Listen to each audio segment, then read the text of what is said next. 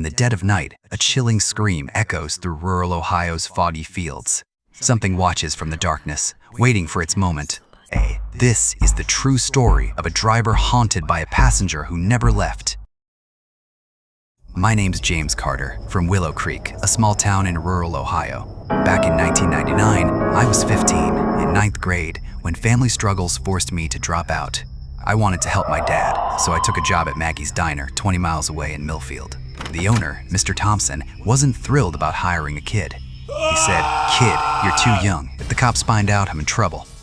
I begged, "Sir, my family's struggling. I'll do any job, I swear." He relented. "Fine, but you're washing dishes inside. No one can see you."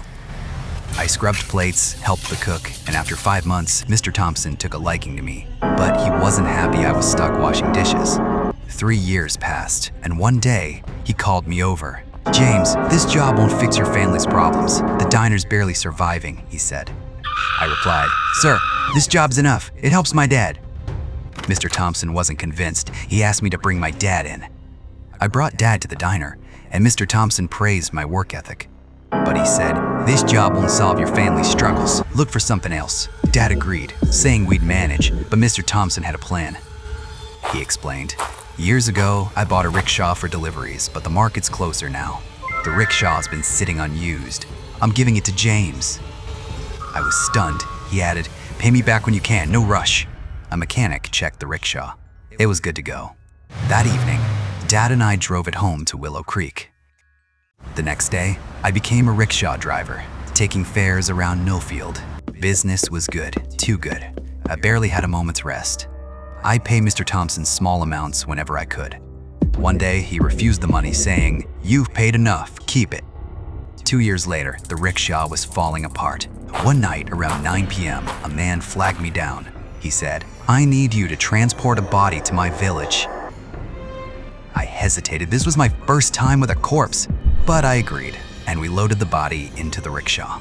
That started it soon. I was transporting bodies weekly.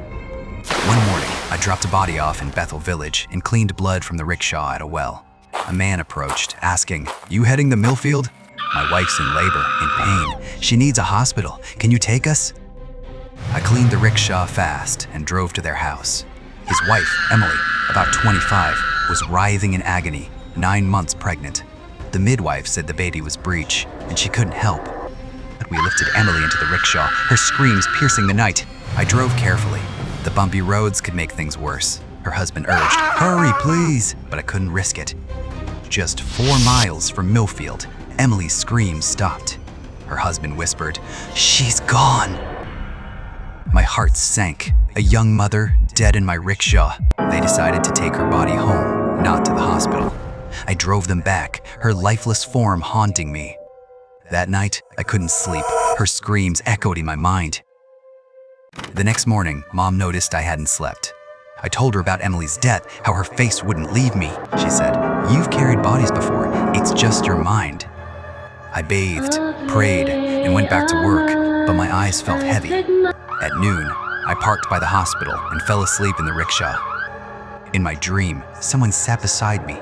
It was Emily, saying, "Why are you so scared, little brother?" I stammered, "You died in my rickshaw! I can't forget it!"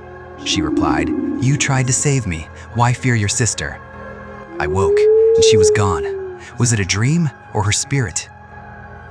That night, I went outside to relieve myself, but 2 dogs were howling. They were staring at my rickshaw, growling fiercely. I approached, asking, "Who's there?" A woman's voice answered, "It's me, little brother." It was Emily, in a white dress, hair wild, staring at me. I screamed, frozen in terror, unable to move. She said, "Don't scream, you'll wake everyone." My body wouldn't move. I collapsed, screaming as the dogs howled. My family rushed out, finding me crawling in panic. They checked the rickshaw. Nothing was there. They said, "It's your imagination," but I knew what I saw. The next day, I woke with a fever, trembling.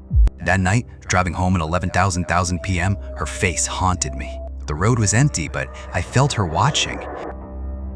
I glanced back. A white figure sat in the back seat. The rickshaw stalled, engine dead, petrol gone.